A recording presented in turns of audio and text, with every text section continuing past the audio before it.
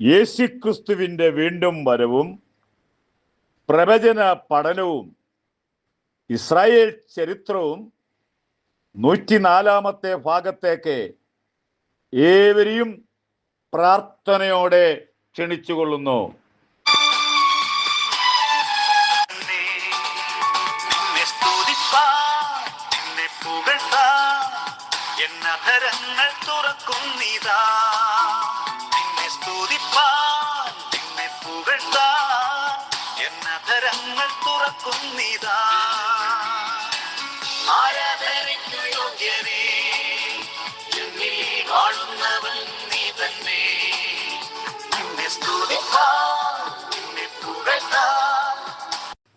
നാബോത്തിനെ കല്ലെറിഞ്ഞു കൊന്നുകഴിഞ്ഞപ്പോൾ ഏലിയ വന്നു ചില പ്രവചനങ്ങൾ അവിടെ പ്രവചിച്ചു. 1 രാജാ 21:19. നാബോത്തിന്റെ രക്തം നക്കിയ സ്ഥലത്ത് വെച്ച് തന്നെ നിന്റെ രക്തവും നായ്ക്കൾ നക്കും എന്ന് ആഹാബിന്റെ മുഖത്ത് നോക്കി പറഞ്ഞു. അടുത്തത് 1 രാജാ 21:21. ഞാൻ നിന്റെ മേൽ അനർത്ഥം വരുത്തും. ആഹാബിന്റെ പുരുഷപ്രജയൊക്കെയും സ്വതന്ത്രനും അല്ലാത്തവനും കുറ്റക്കാരനും നിരപരാധിയും എല്ലാവരെയും നിഗ്രഹിക്കും. ദൈവം പറഞ്ഞതുപോലെ യേഹൂവിനെ രാജാവായിട്ട് പിന്നീട് അഭിഷേകം ചെയ്തു. ഇസബേലിന്റെ അന്ത്യത്തിലേക്ക് വരാം. യേഹൂ ആഹാബിന്റെ മകനായിരിക്കുന്ന യോരാമിനോട് ഒരു കാര്യം പറയുന്നു. യോരാമേ, നിന്റെ അമ്മ ക്ഷുദ്രവും പരസംഗവും ചെയ്ത് ഇസ്രായേലിനെ നശിപ്പിക്കുന്ന ഇല്ലയോ? ഇതല്ലേ നിന്റെ അമ്മയുടെ ജോലി?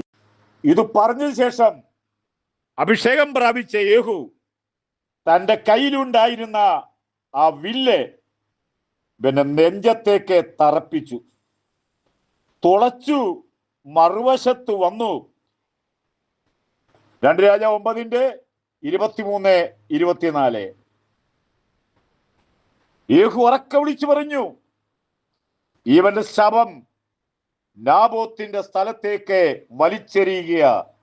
ഈ സ്ഥലത്തിന് വേണ്ടിയായിരുന്നല്ലോ ആത്മീയനായ ഭക്തനായ നാബോത്തിനെ കൊന്നത്. അത് കഴിഞ്ഞ് യേഹൂ തന്റെ കുതിരപ്പുറത്ത് മുന്നോട്ട് പോകുമ്പോൾ ഇസബേൽ ഒരു കാര്യം ചെയ്തു. കണ്ണങ്ങോട്ട് എഴുതി മഷി കൊണ്ട്, തല ചീകി മിനുക്കി. എന്ന് പറഞ്ഞാൽ ഒരു ചെറുപ്പക്കാരിയായിട്ട് അവളാകെ വേഷം മാറിയിട്ട് യേഹൂവിനോട് ഒരു ചോദ്യം ചോദിച്ചു. യേഹൂ തലപൊക്കി നോക്കിയപ്പോൾ കാണുന്നത് ഇതാ ഇസബേൽ കണ്ണെഴുതി തലചീകി ആകെ മാറി. യേഹൂ ചോദിച്ചു, എന്റെ പക്ഷത്ത് ആരെങ്കിലും ഉണ്ടോ ചോദിച്ചു. എന്ന് പറഞ്ഞാൽ ദൈവത്തിന്റെ പക്ഷത്ത് ആരെങ്കിലും ഉണ്ടോ ചോദിച്ചു. 2-3 ആളുകൾ ഷണ്ണന്മാർ അവളെ പൊക്കി താഴോട്ടിട്ടു. അവൾ താഴെ വീണ് അവിടെ ശരീരം പൊട്ടിത്തെറിച്ചു. രക്തം ഭിത്തിമേൽ വീണു, കുതിരയുടെ ദേഹത്തും വീണു. ആ നീതിയായ സ്ത്രീയെ യേഹൂവിന്റെ കുതിരയെ കൊണ്ട് ചവിട്ടി അവിടെ കൊല ചെയ്തു. യേഹൂ വിചാരിച്ചു, ഏതായിരുന്നാലും രാജാവിന്റെ ഭാര്യ ആയിരുന്നല്ലോ, അവക്ക് എന്തെങ്കിലും അടക്കം കൊടുക്കാമെന്ന് ചെന്നപ്പോഴേ കണ്ട കാര്യം അടക്കാനായിട്ടൊന്നുമില്ല. തലയോട്ടിയുണ്ട്, കാലിന്റെയും കൈയുടെയും കൈപ്പ അതിന്റെ എല്ലുകൾ മാത്രമുള്ളൂ. അവിടെ പറയുന്നത് നായ്ക്കൾ ഇസബേലിന്റെ മാംസം മുഴുവൻ ഭക്ഷിച്ചു. ഒരു കാര്യം മനസ്സിലാക്കണം, ഒരു പാവപ്പെട്ട ഭക്തനായ ഒരു നാബോത്തിനെ കൊന്നപ്പോൾ ചോദിക്കാൻ ആരുമില്ല. ആര് ചോദിക്കാനാ? ഞാനാണ് ഇവിടെ ഭരിക്കുന്നത്, ഞാൻ അവിടുത്തെ രാജാവാണ്. ചോദിച്ചതാരെ? ദൈവമാ. ആ ചോദ്യം ഇച്ചിരി കട്ടിയായിരുന്നു. എന്തേ? അവന്റെ കുടുംബത്തെ മുഴുവൻ നാശമാക്കാനുള്ള മറുപടിയായിരുന്നു ദൈവത്തിന്റെ പക്കലുണ്ടായിരുന്നത്. ഇനി പെന്തക്കോസ്തുകാരോട് എനിക്കൊരു കാര്യം പറയാനുണ്ട്. നമ്മുടെ കല്യാണത്തിനൊക്കെ സഹോദരിമാരെ, മണവാട്ടിയെ, മാന്യമായ ഡ്രസ്സൊന്നും ഇടുക. ബ്യൂട്ടി പാർലറിൽ പോയിട്ട് അധികം കാശ് മുടക്കി വേഷം മാറി വരുന്ന പദ്ധതിയൊക്കെ ഇല്ലേ, അത് മോശമാണ്.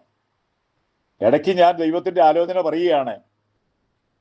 പെന്തക്കോസ്തുകാരെ പറ്റി എനിക്ക് പറയാനുള്ളൂ. ഞാൻ പെന്തക്കോസ്തുകാരനാണ്. വളരെ മോശം, വളരെ മോശം. കാരണം ഈ ഇസബേലിന്റെ പിൻഗാമികളാണ് ഈ പണി ചെയ്യുന്നത്. ദൈവം തന്ന സൗന്ദര്യം അത് ഏറ്റവും നല്ല സൗന്ദര്യം. നമ്മൾ ഉണ്ടാക്കുന്ന സൗന്ദര്യമൊക്കെ അത് ശരിയല്ല. ഇനിയെങ്കിലും എൻ്റെ ചെറിയ സന്ദേശം കേൾക്കുന്ന പ്രിയപ്പെട്ടവര്, ഒരു വിവാഹത്തിനൊക്കെ ഒരു പെൺകുട്ടിക്ക് എത്രായിരം രൂപ മുടക്കിയാണല്ലോ ബ്യൂട്ടി പാർലറിൽ പോയി കളറ് മാറ്റി വരുന്നത്. പാപം, മഹാപാപം. തമ്പുരാൻ ക്ഷമിക്കുമോ എന്ന് എനിക്കറിയേല. ചെയ്യരുതേ എന്നും കൂടെ ഒരാലോചന ഈ കൂട്ടത്തിൽ പറഞ്ഞു എന്നും മാത്രം.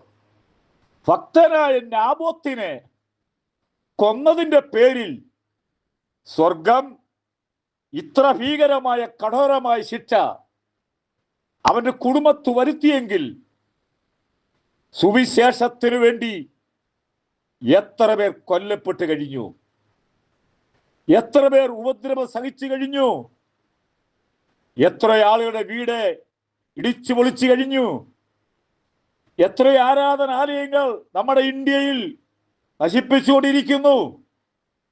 ചോദിക്കാൻ ഇവിടെ ആരുമില്ലെങ്കിലും അത്യുന്നത ദൈവം, ഉന്നതന് മീതെ ഉന്നതനായ ഒരു ദൈവമുണ്ട്.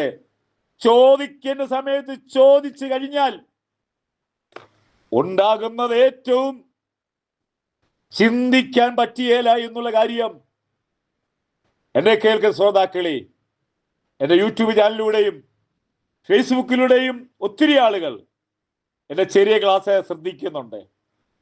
നിങ്ങൾ ആരെങ്കിലും സുവിശേഷ വിരോധികൾ ആയി തീർന്ന് ദൈവദാസന്മാരെ ഉപദ്രവിച്ചാൽ ഉണ്ടാകുന്ന ശിക്ഷ ബൈബിൾ പ്രകാരം ആ കുടുംബത്തെ മുഴുവൻ ന്യായം വിധിക്കുന്ന ദൈവമാണെന്ന് ഓർപ്പിച്ചുകൊള്ളുന്നു.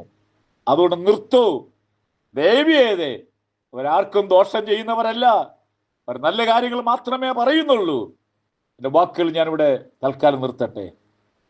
യേശു വരാറായി, അരുമനാഥന്റെ കാഹളം കേൾക്കാറായി, നാം പോകാറായി. ഭാരതത്തിൽ ആത്മീയ ഉണർവിന് പ്രാർത്ഥിക്കുക, നിങ്ങളും അംഗമാകുക.